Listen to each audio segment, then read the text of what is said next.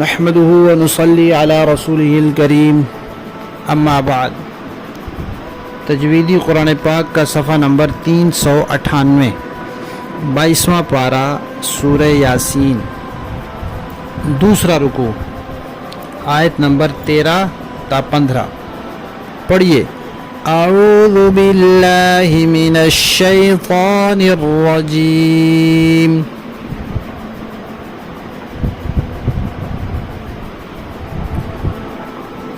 بسم اللہ الرحمن الرحیم۔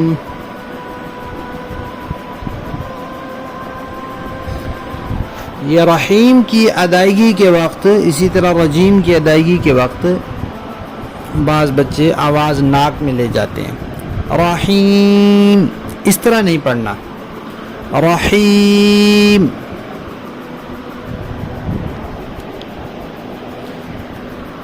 وَاضْرِبْ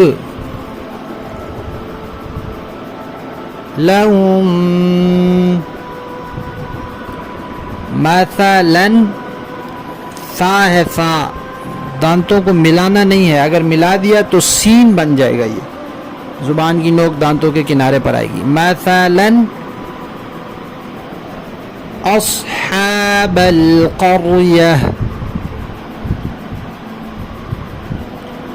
اذ، یہ بھی ذال ہے، دانتوں کو ملانا نہیں ہے۔ اذ جاءها المرسلون، اذ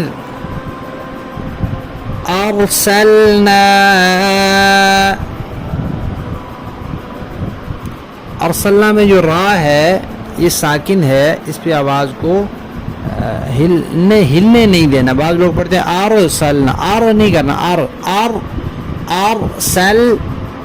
ارسلنا الیہم اثنین، یہ تھا بھی ایسے ہی ہے، زبان کی نوک دانتوں کے کنارے پر آئے گی۔ الیہم اثنین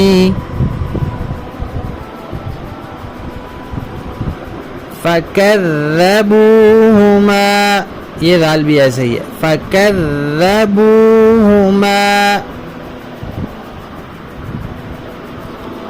فَعَزَّزْنَا بِثَالِثٍ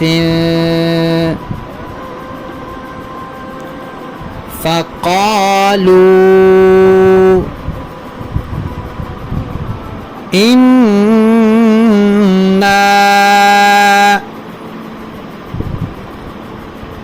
إِلَيْكُمْ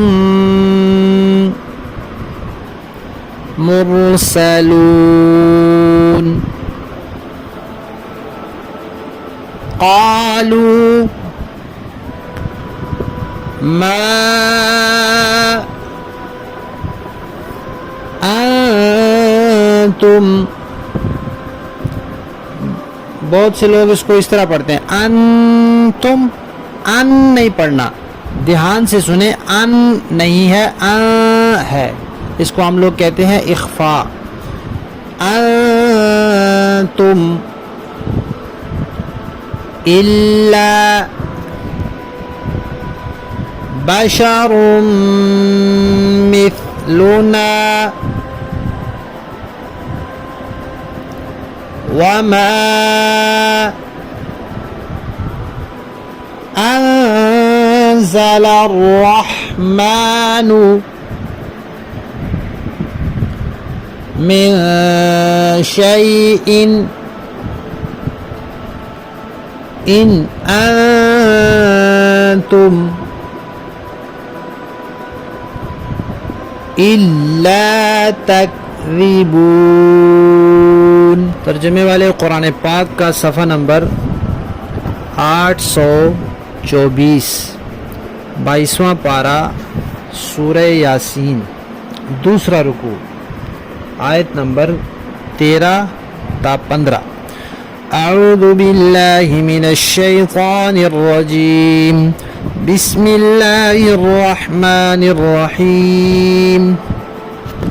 واضرب لهم مثلا أصحاب القرية إذ جاءها المرسلون إذ أرسلنا إليهم 2 فكذبوهما فعززنا بثالث فقالوا إنا إليكم مرسلون قالوا ما أنتم إلا بشر مثلنا وما أنزل الرحمن من شيء إن أنتم إلا تكذبون صدق اللہ العظیم.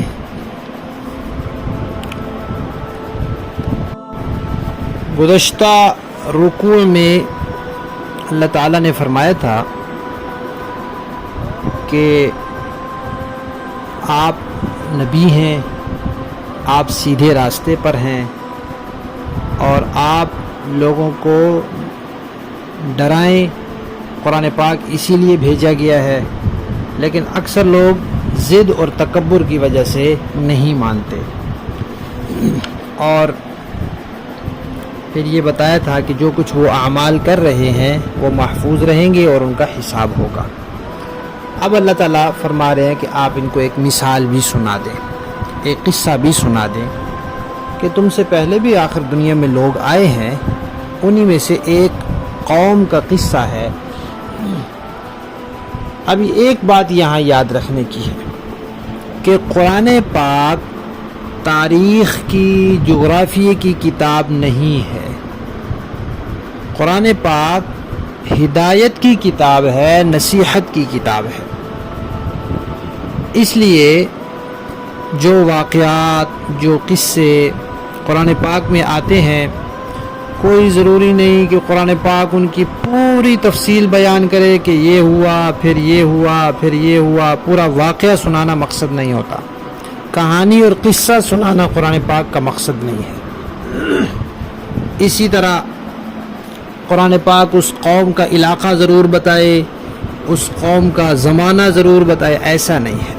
قرآن پاک ہدایت اور نصیحت کی کتاب ہے، تو ان قوموں کے واقعات میں جتنی باتیں نصیحت والی ہوتی ہیں وہ قرآن پاک ذکر کر دیتا ہے، اور باقی باتوں کو قرآن پاک نہیں ذکر کرتا.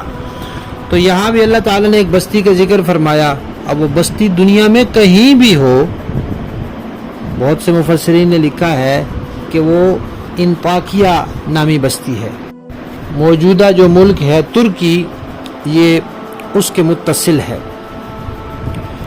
اب یہ بستی تھی یا نہیں تھی، یہ واقعہ اسی بستی کا ہے یا کسی اور بستی کا ہے، اس سے قرآن پاک کے اس مقصد میں کوئی فرق نہیں پڑتا جس مقصد کے لیے قرآن پاک نے اس کو ذکر کیا ہے. پھر یہ واقعہ کس زمانے کا ہے، یہ عیسیٰ علیہ السلام سے پہلے کا ہے یا عیسیٰ علیہ السلام سے بعد کا ہے، اس سے بھی قرآن پاک کے مقصد میں کوئی فرق نہیں پڑتا. پھر اس واقعے میں جن شخصیات کا تذکرہ ہے وہ اللہ کے رسول تھے یا پھر عیسیٰ علیہ السلام کے بھیجے ہوئے کوئی قاصد تھے جنہوں نے ان کو اس بستی کی طرف بھیجا تھا، اس سے بھی قرآن پاک کے اس مقصد میں کوئی فرق نہیں پڑتا. قرآن پاک ہدایت اور نصیحت کی کتاب ہے، نصیحت برابر اس سے حاصل کی جا سکتی ہے.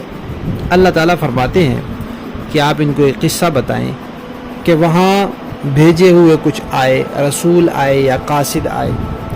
پہلے 2 آئے، لوگوں نے ان کو جھٹلایا کہ تم اللہ کے رسول نہیں ہو یا تم نبی کے بھیجے ہوئے نہیں ہو. تو اللہ تعالیٰ نے پھر ایک تیسرے کو بھی بھیج دیا اور جا کر ان سے کہا کہ بھئی ہم تمہاری طرف بھیجے گئے ہیں. اگر وہ رسول تھے، نبی تھے، تو انہوں نے بتایا ہوگا کہ اللہ نے بھیجا ہے، اور اگر وہ عیسیٰ علیہ السلام کے یا کسی اور پیغمبر کے قاصد تھے تو انہوں نے بتایا ہوگا کہ ہم اللہ کے نبی کے بھیجے ہوئے ہیں. اب اس قوم نے کیا کہا؟ قوم نے کہا کہ تم تو انسان ہو ہمارے جیسے، تمہیں کوئی سرخاب کے پر تو نہیں لگے ہوئے، تمہارے ساتھ کوئی فرشتے نہیں ہیں، تمہیں کوئی اور بظاہر دیکھنے میں کوئی فضیلت حاصل نہیں ہے، تم ہمارے جیسے انسان ہو، تم کیسے اللہ کے رسول ہو سکتے ہو، یا تم کیسے رسول کے قاصد ہو سکتے ہو، تم ہمارے جیسے انسان ہو۔ تو پہلے زمانے میں بھی قوموں کو یہ غلط فہمی رہی ہے کہ انسان جو ہے وہ اللہ کا نبی نہیں ہو سکتا، اور آج بھی ہمارے ہاں کچھ لوگ ہیں ان کو یہ غلط فہمی ہے، وہ کہتے ہیں جو اللہ کے نبی ہیں وہ انسان اور بشر نہیں ہو سکتے۔ تو یہ مفسرین کرام نے لکھا ہے کہ یہ غلط فہمی اس وجہ سے پیدا ہوئی کہ لوگوں نے انسان اور بشر کی حقیقت کو نہیں سمجھا کہ انسان کا مقام اور مرتبہ کتنا ہے۔ تو اللہ تعالیٰ فرماتے ہیں کہ وہ لوگ کہنے لگے کہ تم تو ہمارے جیسے انسان ہو، اور اللہ تعالیٰ نے تو کوئی چیز نازل ہی نہیں کی، تم کہتے ہو یہ کتاب، یہ احکامات اللہ کے بھیجے، اللہ نے تو کچھ بھی نازل نہیں کی، تو یقینی بات ہے کہ تم لوگ جھوٹ بول رہے ہو۔ نعوذ باللہ، انہوں نے ان کو جھٹلا دیا۔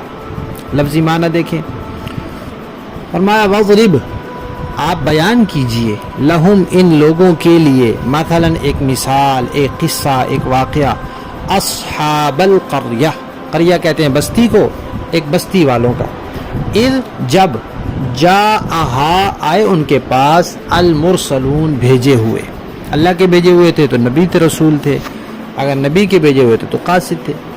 اذ ارسلنا، اللہ فرماتے ہیں جب ہم نے بھیجے، الیہم، ان کی طرف، اثنین، دو کو بھیجا، فکذبوا، تو جھٹلایا بستی والوں نے، ہما، ان دو کو، فعززنا، پھر ہم نے تقویت دی ان دو کو، بثالث، تیسرے کے ساتھ، فقالوا، تو ان تینوں نے کہا، انا، بے شک ہم، الیکم، تم لوگوں کی طرف، مرسلون، بھیجے گئے ہیں، ہمیں حکم ہوا ہے کہ جاؤ۔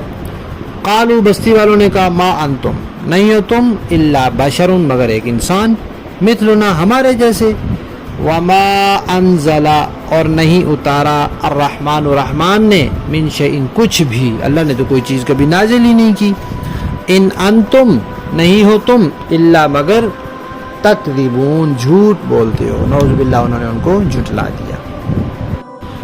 با محاورہ دیکھیں جی، وَاضْرِبْ لَهُم مَّثَلًا أَصْحَابَ الْقَرْيَةِ إِذْ جَاءَهَا الْمُرْسَلُونَ، اور اے پیغمبر آپ ان کے سامنے ایک بستی والوں کی مثال پیش کیجئے جب ان کے پاس رسول آئے تھے، اذ ارسلنا الیہم اثنین فکذبوہما فعززنا بثالث فقالوا انا الیکم مرسلون، جب ہم نے ان کے پاس شروع میں 2 رسول بھیجے تو انہوں نے دونوں کو جھٹلا دیا، پھر ہم نے ایک تیسرے کے ذریعے ان 2 کی تائید کی، اور ان سب نے کہا یقین جانو کہ ہم تمہارے پاس رسول بنا کر بھیجے گئے ہیں۔ قالوا ما انتم الا بشر مثلنا وما انزل الرحمن من شيء ان انتم الا تكذبون، بستی والوں نے کہا کہ تمہاری حقیقت اس کے سوا کچھ بھی نہیں ہے کہ تم ہم جیسے ہی آدمی ہو، اور اللہ تعالیٰ نے تو کوئی چیز نازل نہیں کی اور تم سراسر جھوٹ بول رہے ہو۔ صدق اللہ العظیم۔ اس قصے کے اس ابتدائی حصے سے ہمیں یہ سبق ملتا ہے کہ خام خواہ کسی کو جھٹلانا نہیں چاہیے، اور بات کو قبول کرنے کے لیے اپنی من پسند شرائط نہیں لگانی چاہیے کہ ایسی بات ہوگی تو ہم قبول کریں گے ورنہ نہیں۔ بندے کو کوئی حق نہیں ہے کہ وہ یہ کہے کہ اللہ اس طرح کہیں گے تو میں اس کو مانوں گا، اس طرح کہیں گے تو میں نہیں مانوں گا، فلاں کے ہاتھ پیغام بھیجیں گے تو مانوں گا، فلاں کے ہاتھ بھیجیں گے تو نہیں مانوں گا۔ بندے کا کام ہے رب کو راضی کرنا اور رب کی بات ماننا، وہ جس ذریعے سے بھی بھیج دیں، جس واسطے سے بھی بھیج دیں۔ اللہ تعالی ہم سب کو اپنے تمام احکامات کو صحیح ماننے اور ان پر عمل کرنے کی توفیق عطا فرمائے۔